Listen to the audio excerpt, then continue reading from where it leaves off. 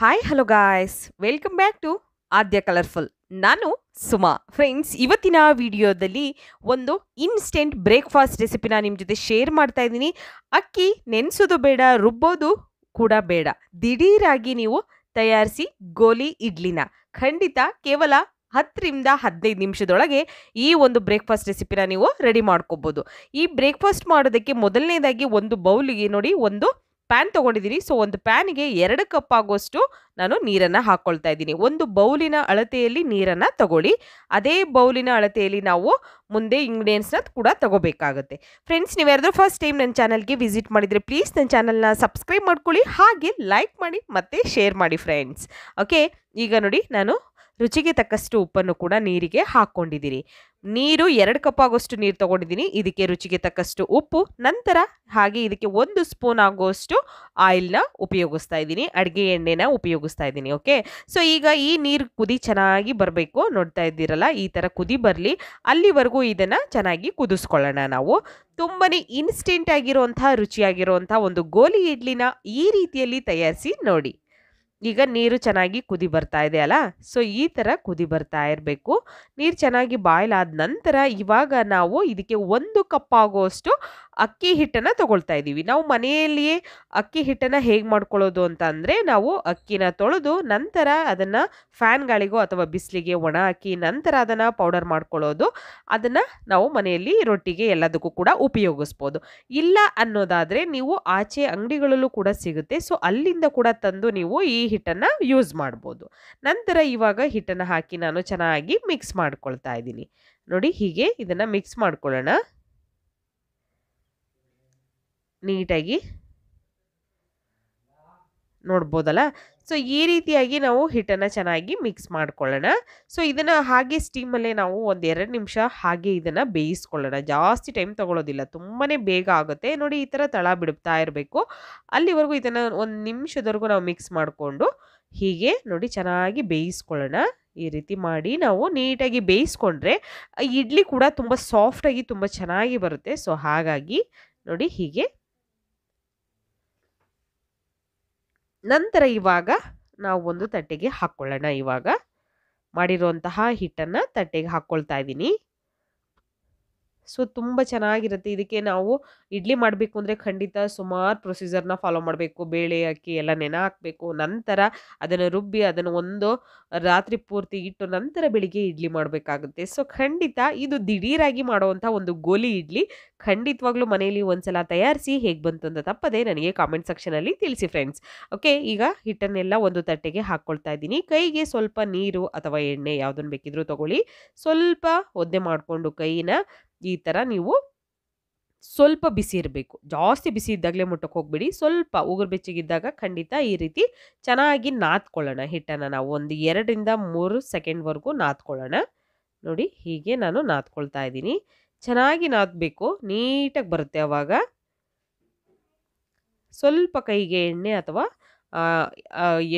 ನೀವು ನೀರು ಬೇಕಿದ್ರೂ ಉಪಯೋಗಿಸ್ಬೋದು. ಈ ಥರ ನಾದ್ಕೊಂಡ ನಂತರ ನೋಡಿ ತುಂಬ ಸಾಫ್ಟಾಗಿ ಬಂದಿದೆ ಇವಾಗ.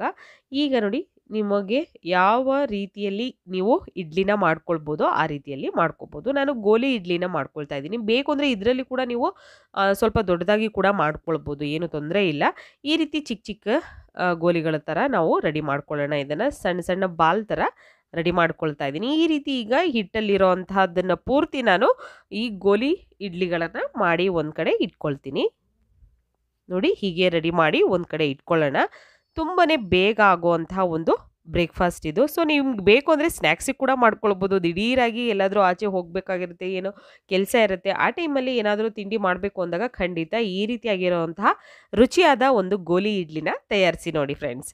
ಈಗ ನೋಡಿ, ನಾನು ಸ್ವಲ್ಪ ಒಂದು ತಟ್ಟೆ ತೊಗೊಂಡಿದ್ದೀನಿ. ಇದಕ್ಕೆ ಸ್ವಲ್ಪ ಎಣ್ಣೆನ ಗ್ರೀಸ್ ಮಾಡ್ಕೊಳ್ತಾ ಇದ್ದೀನಿ. ನೋಡಿ, ಈ ಥರ ಮಾಡಿದ ನಂತರ ನಾವು ಅದ್ರ ಮೇಲೆ ಈ ಇಡ್ಲಿಗಳನ್ನು ಹಾಕ್ಕೊಳ್ಬೇಕು. ಗೋಲಿ ಇಡ್ಲಿನ ಮಾಡಿದ್ದೀವಲ್ಲ, ಸೊ ಅದನ್ನು ಈ ರೀತಿ ಹಾಕ್ಕೊಳ್ಳೋಣ ಅದರ ಮೇಲೆ ಪೂರ್ತಿಯಾಗಿ. ತುಂಬಾ ರುಚಿಯಾಗಿರುತ್ತೆ. ಮಾಮೂಲಿಯಾಗಿ ಇಡ್ಲಿಗಳನ್ನು ನಾವೆಲ್ಲರೂ ಕೂಡ ಮಾಡಿ ತಿಂದಿರ್ತೀವಿ. ಸೊ ಈ ರೀತಿಯಾಗಿರುವಂತಹ ಗೋಲಿ ಇಡ್ಲಿನ ಎಲ್ಲರೂ ಕೂಡ ತಯಾರಿಸಿರಲ್ಲ. ಖಂಡಿತ ಒಂದ್ಸಲ ತಯಾರಿಸಿ. ಈಗ ನೋಡಿ, ಎಲ್ಲದನ್ನು ಕೂಡ ಒಂದು ತಟ್ಟೆಯಲ್ಲಿ ಇಟ್ಕೊಂಡಿದ್ದೀನಿ. ಸೊ ಈ ಒಂದೇ ತಟ್ಟೆಯಲ್ಲಿ ಆಗಲ್ಲ, ಜಾಸ್ತಿ ಮಾಡ್ಕೊಂಡಿದ್ದೀವಿ ಅಂದರೆ ಇನ್ನೊಂದು ಸಲ ಕೂಡ ನೀವು ಅದನ್ನು ಇಟ್ಟು ಬೇಯಿಸ್ಕೊಳ್ಬೋದು. ಸೊ ಇವಾಗ ಒಂದು ಪ್ಯಾನ್ ಇಟ್ಕೊಂಡಿದ್ದೀನಿ. ನೋಡಿ ಈ ರೀತಿ ರೆಡಿ ಮಾಡಿ ಇಟ್ಕೊಂಡಿರುವಂತಹ ಇಡ್ಲಿಗಳನ್ನು ಈಗ ಒಂದು ಪ್ಯಾನ್ ತಗೊಳ್ಳೋಣ. ಇದಕ್ಕೆ ಸ್ವಲ್ಪ ನೀರನ್ನು ಹಾಕಿ ಆಲ್ರೆಡಿ ಸ್ಟವ್ ಮೇಲೆ ಇಟ್ಟಿದ್ದೀನಿ ನಾನು. ನೋಡಿ ಈಗ ಒಂದು ಸ್ಟ್ಯಾಂಡ್ ಇಟ್ಟು ನಂತರ ಅದ್ರ ಮೇಲೆ ಈ ತಟ್ಟೆನ ಇಟ್ಬಿಡೋಣ.